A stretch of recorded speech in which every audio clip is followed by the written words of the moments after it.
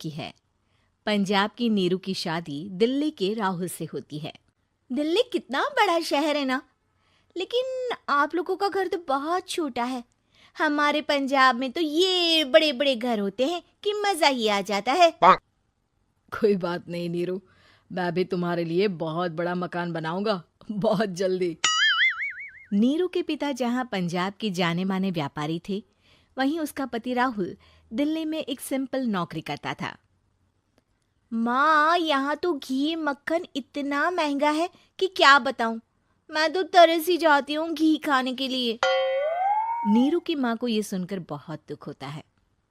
मेरी बेटी को घी नसीब नहीं हो रहा है और ये बहू यहाँ बैठकर घी में शक्कर डाल रही है। देख वनिता, मैं साफ कह रही हूँ, इस घर में जितना घी आएगा उतना ही मेरी बेटी के घर दिल्ली भी जाएगा। अरे ये क्या बात होती है माँ जी? बेटी का उतना ही करो जो अच्छा लगे। अब क्या मायके से घी और मक्खन तक की सप्लाई करोगी आप? हाँ, मेरी बेटी किसी चीज को तरसे मुझसे बर्दाश्त नहीं होता। अब क्या था, नीरू के मायके में 2 किलो घी आता तो 2 किलो दिल्ली जाता नीरू के पास। एक दिन, माँ बड़ी गर्मी पड़ती है दिल्ली में। इस घर में तो एक ही एसी है और वो भी ड्राइंग रूम में। सारा परिवार एक ही कमरे में सोता है। हाँ बेटा, वो तो हर घर की कहानी है। यहाँ भी एक ही एसी है। अरे बिल इतना आता है कि क्या बोलूं।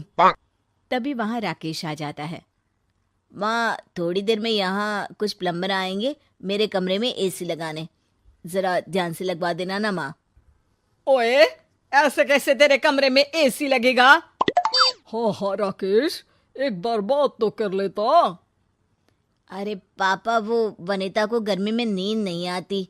ड्राइंग रूम में सबके साथ सोने में वो अनकंफर्टेबल है, इसलिए। अरे पूरे परिवार के साथ वहां तेरी बहन नीरू भी तो सोती है। वो नहीं हो रही क्या अनकंफर्टेबल? समझ रहा है ना?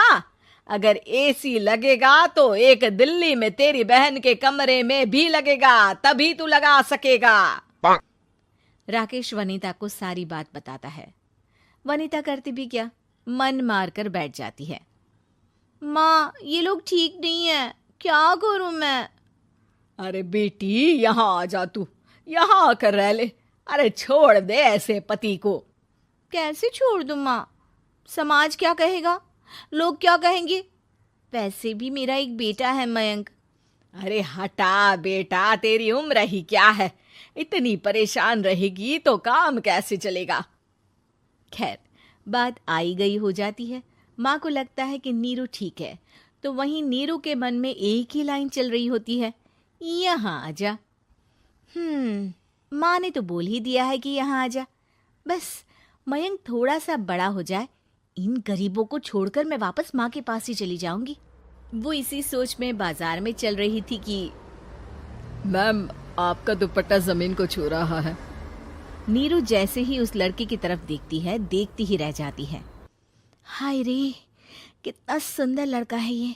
अब क्या हुआ? मैंने कहा आपका दुपट्टा। तो खुद ही उठाकर दे दो ना। लड़का समझ जाता है कि नीरू उस पर फिदा हो चुकी है। वो उससे उसका नंबर लेकर चला जाता है। अब क्या था, नीरू और रोहित में लगातार बातें होने लगती है। मैं हरियाणा का रहने वाला हूँ, यहाँ एक बड़ी कंपनी का मैनेजर हूँ। अच्छा, और कितने बच्चे हैं तुम्हारे? बच्चे? अरे मेरी तो शादी भी नहीं हुई है। तुम बताओ, शादी करोगी? नीरू शर्मा जाती है। अब लेकिन मैं तो पहले से ही शादीशुदा हूँ। मुझे फर्क नहीं पड़ता, बस तुम शादी कर लो, भाग चलते हैं। बहुत पैसे वाला हूं मैं, हमेशा खुश रखूंगा तुम्हें। नीरू रोहित से मिलकर सारा प्लान बना लेती है और फिर एक दिन घर से भाग जाती है। दोनों शादी कर लेते हैं। शादी के बाद, क्या बात है नीरू, तुम्हें परेशान सा देखता हूँ, सब ठीक तो है ना? हाँ हाँ, सब ठीक है।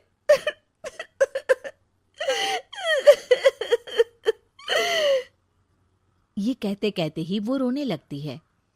अरे क्या हो गया, रो क्यों रही हो? मैंने तुमसे एक बात छुपाई है और वही बात अब मुझे परेशान कर रही है। रोहित, मेरा एक बेटा भी है, उसका नाम मयंक है। क्या बात कर रही हो? ये तुमने मुझे पहले क्यों नहीं बताया? देखो नीरू, मेरी माँ को मैंने ये नहीं बताया है कि तुम शादीशुदा हो। बच्चा मैं मैनेज नहीं कर पाऊंगा। नीरू को समझ में नहीं आता कि वो क्या करे। तुम उस बच्चे को अपनी माँ को क्यों नहीं दे देती? नीरू चुपके से माँ को फोन करती है। माँ, क्या मयंक को तुम रख सकती हो? बेटा, मैं राकेश के साथ बात करती हूँ। आखिर घर का बेटा वही है, जो वो बोलेगा। वैसे भी बेटा, तूने जो किया है ना, उसके बाद से पूरा घर तेरी बुराई कर रहा है। मैं भी अब किसी से तेरे लिए लड़ नहीं सकती। राकेश बेटा, नीरू ने तो जो किया बहुत ही बुरा किया, लेकिन मैं सोच रही थी कि क्यों ना मयंक को हम यहाँ ले आए। तभी वनीता बोल पड़ती है। वाह जी, ऐसे कैसे यहाँ ले आए? यहाँ क्या भंडारा भरा है? और जिस बच्चे की माँ ने नहीं सोचा, उसके लिए हम क्यों सोचे? नीरू को एक बार तो अपने बच्चे के बारे में सोचना चाहिए था ना। अरे लेकिन तेरे पास भी तो लड़का नहीं है ना वनीता। माँ, वनीता ठीक बोल रही है। कल को वो बड़ा होकर इसी घर का हिस्सा मांगेगा तो हम क्या करेंगे? माँ कहती भी तो क्या, वो चुप रह जाती है। वहीं नीरू का पहला पति कहता है। माँ, अगर आज भी वो वापस आ जाए तो मैं उसे माफ कर दूंगा। बेटा, गरीबी चीज ही ऐसी है, क्या करेगा? तू तो अब मयंक का सोच। वो बेचारा तो बिना माँ का हो गया। मयंक के खातिर तू दूसरी शादी कर ले बेटा। लोगों के लाख समझाने के बाद नीरू के पहले पति की शादी रिद्धि से हो जाती है, जिसके पहले पति से 2 बच्चे होते हैं। देखो जी, मैंने शादी सिर्फ बच्चे के खातिर की है। मैंने भी शादी सिर्फ बच्चों के खातिर की है। वहीं नीरू के दूसरे पति के मन में ये बात घर कर जाती है कि नीरू एक मासूम बच्चे को उसके खातिर छोड़ कर आई है। अब देखो नीरू, मुझे लगता है कि जो औरत अपनी कोख का बच्चा छोड़ सकती है, वो तो कुछ भी कर सकती है। कल को तुम्हें मुझसे अच्छा कोई मिल गया तो तुम तो मुझे भी बाय बाय कर दोगी ना। नीरू को अब उसका दूसरा पति ताने देना शुरू कर देता है। तंग आकर नीरू उसके यहाँ से भागकर अपने पहले पति के पास चली जाती है, लेकिन ससुराल में क्या लेने आई है नीरू, मयंक को? नहीं नहीं सासू माँ, मुझसे गलती हो गई, मुझे माफ कर दीजिए। नीरू, अब वक्त खत्म हो गया है, मेरी शादी हो चुकी है। तो छोड़ दो ना उसे, हमारा बच्चा है। मैं आपको अपनी माँ नहीं मानता, मेरी नहीं मान तो बात अच्छी है। नीरू मयंक की बात सुनकर समझ जाती है कि उसके पास अब ना आसमान रहा ना ही जमीन।